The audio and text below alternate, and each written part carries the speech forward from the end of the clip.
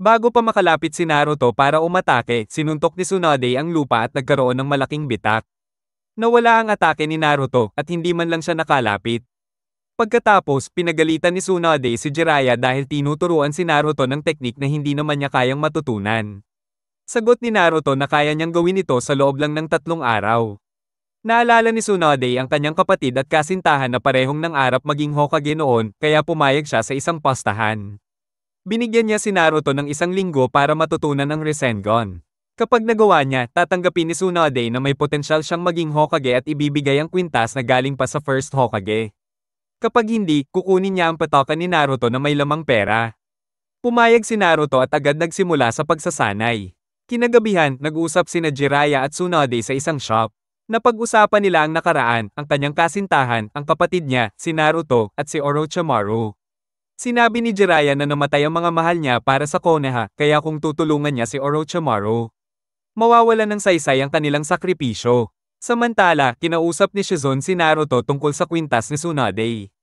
Ipinaliwanag niyang hindi ito isang ordinaryong alahas dahil lahat ng nagsuot nito bukod kay Tsunade ay namatay. Habang nagkukwento si Shizune, si Tsunade naman ay nakaupo sa itaas ng gate ng Tanzaku Quarters, iniisip ang kanyang nakaraan at ang mga mahal niyang hindi niya nailigtas. Habang lumilipas ang linggo, tuloy-tuloy lang si Naruto sa pagsasanay, pero hirap pa rin siyang pagsamahin ng maayos ang ikot at lakas sa kanyang Rasengan. Paiba-iba ang resulta. Mula sa malayo, pinapanood siya ni Tsunade at napansin kung gaano siya kahawig ng kanyang yumaong kapatid at kasintahan. Pagkalipas ng 1 linggo, mukhang hindi pa rin nagtagumpay si Naruto at nawalan na ng malay sa sobrang pagod. Samantala, nag-inuman sina Tsunade at Jiraiya. Sinabi ni Jiraiya na alam niyang may inialok si Orochimaru sa kanya. Nilinaw din niya na papatayin niya si Tsunade kung tutulungan niya ito. Pero bago pa man siya makagawa ng kahit ano, lihim na nilagyan ni Tsunade ng pampatulog ang inumin niya, kaya bagsak agad si Jiraiya. Kinabukasan, sumipot si Tsunade sa usapan nila ni Orochimaru at naghanda ng gamutin ang kanyang mga kamay. Pero bago pa niya magawa ito, biglang sumingit si Kabuto at pinigilan siya. Dahil sanay din sa medisina, agad na napansin ni Kabuto na may halong pagpatay ang teknik ni Tsunade. Alam niyang wala talaga itong balak tulungan si Orochimaru. Nagtanong si Orochimaru kung bakit siya pinagtaksila ni Tsunade, at sinabi nito na kahit gustong-gusto niyang makita ulit ang mga mahal niya sa buhay, hindi niya kayang gamutin si Orochimaru dahil siguradong wawasakin lang nito ang Konoha, ang bayan na ipinaglaban ng kanyang kapatid at kasintahan. Naantig siya sa sinabi ni Naruto kaya natauhan siya. Dahil si Tsunade lang ang kayang gumamot kay Orochimaru, napagdesisyonan nilang puwersahin siya. Nagsimula ang laban nila ni Kabuto. Kahit mas marami ng laban ang pinagdaanan ni Tsunade, nakakasabay si Kabuto at nakapagpatama pa ng malalakas na atake. Kalaunan na lamangan ni Tsunade si Kabuto, pero dahil alam nito ang katawan ng tao, naagapan niya ang epekto ng teknik niya.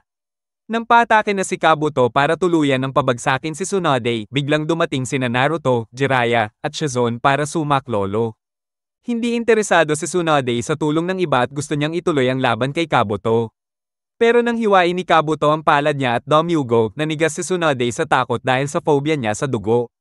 Dinala siya sa gilid para makarecover habang nagsimula ang laban ni Jiraiya at Orochimaru, at sina Naruto at Shizune naman ang humarap kay Kabuto. Gamit ang sariling dugo at isang summoning seal sa mga braso ni Orochimaru, nakapagpatawag si Kabuto ng 2 ahas. Samantala, sinubukan ni Jiraiya at Naruto na tawagin si Gamabunta. Pero dahil kulang sila sa chakra, ang lumabas ay sina Gamakichi at Gamatatsu. Lalo pang lumala ang sitwasyon ni Jiraiya dahil sa gamot na nainom niya mula kay Tsunade, kaya mahina ang kanyang mga jutsu. Pero dahil hindi rin magamit ni Orochimaru ang kanyang mga braso, limitado rin ang kanyang galaw. Habang si Kabuto naman ay parang hindi napapagod at mabilis na napabagsak sina Naruto at Shizune. Binalikan niya si Tsunade para tapusin na ang laban, pero biglang lumitaw si Naruto at hinarang ang atake. Determinado siyang protektahan si Tsunade. Ginamit niya ang isang kamay para i-trap si Kabuto at isang shadow clone bilang suporta bago tuluyang nakatama ng isang perpektong Rasengan sa sikmura ni Kabuto.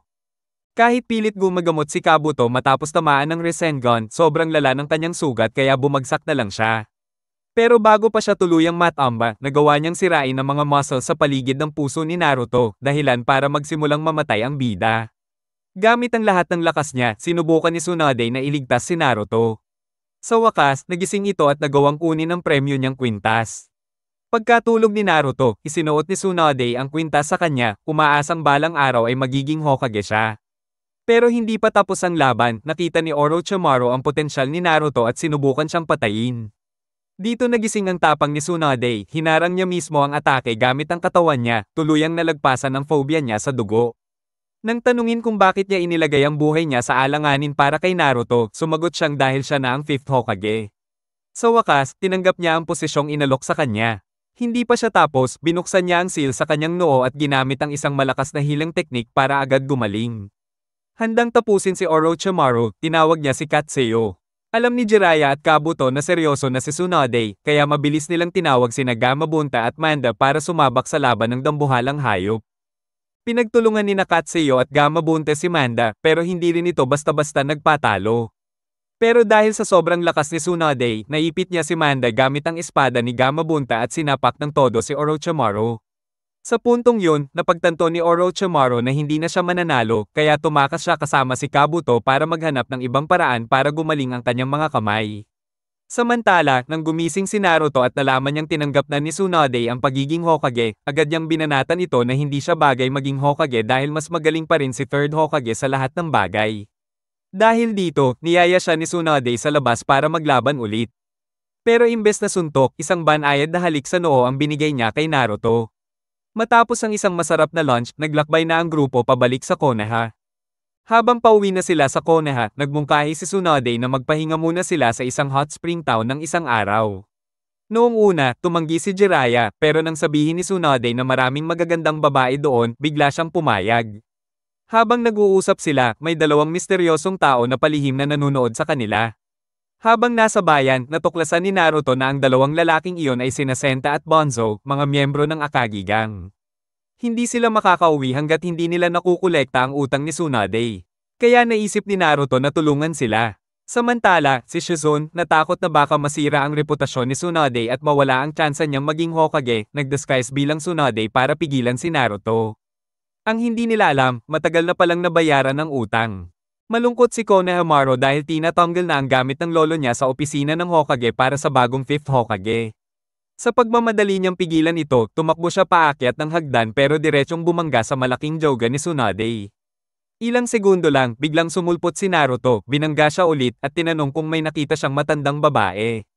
May tungkulin daw itong gamutin ng mga sugatan niyang kaibigan. Nang malaman ni Konohamaru na si Tsunade pala ang bagong Hokage, napaiyak siya ng todo. Pagkatapos, pumunta si Tsunade sa ospital para gamutin sina Sasuke, Kakashi, at Rock Lee.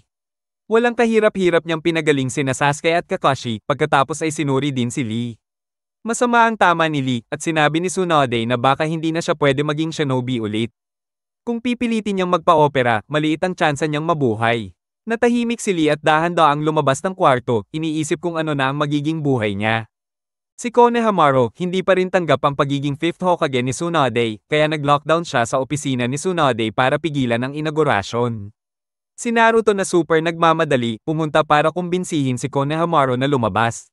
Pumunta naman si Sakura sa ospital bitbit ang isang bouquet ng mga bulaklak para kay Lee na medyo kinabahan nung makita siya. Nakita siya ni Sakura na naglalakad sa labas at ginawa ang kaya niya para pasayahin si Lee. Samantala, si Tsunade ay kinakausap si Shizune para alamin ang tungkol sa mga Genin squads. Habang si Naruto, hindi pa rin niya maayos si Konohamaru, anuman ang gawin niyang approach. Dumating si Tsunade, pinatay ang mga traps ni Konohamaru ng walang effort, kaya nabigla si Konohamaru sa kakayahan ni Tsunade. Pagtapos nun, tinanggap ni Konohamaru ang pagiging 5th Hokage ni Tsunade, basta't hindi mawawala sa alaala ang lolo niyang si 3rd Hokage. Si Shizune, hinanap si Tsunade at natagpuan siya habang nag-aaral ng healing powers. Naisip niya na super determined si Tsunade na magpagaling kay Lee. Nag-usap si Guy at Lee tungkol sa operasyon, at si Lee, nag-aalala kung mamamatay siya at kung hindi na siya magiging ninja. Nagbalik tanaw sila sa mga oras na magkasama sila, at sinabi ni Guy na kung mamatay si Lee sa operasyon, mamamatay din siya, kasi hindi niya kayang mabuhay na walang Lee na ninja. Pinatibay ng mga salitang iyon si Lee, kaya nagdesisyon siyang ituloy ang operasyon. Habang si Tsunade naman, pinataas ang chances ng survival ni Lee hanggang 58% at natuwa siya kasi mukhang makakaligtas na si Lee. Pagkatapos, inagurahan si Tsunade bilang Hokage at ang papel ng pagiging tagapagtanggol ng buong bayan ay ibinigay na sa kanya.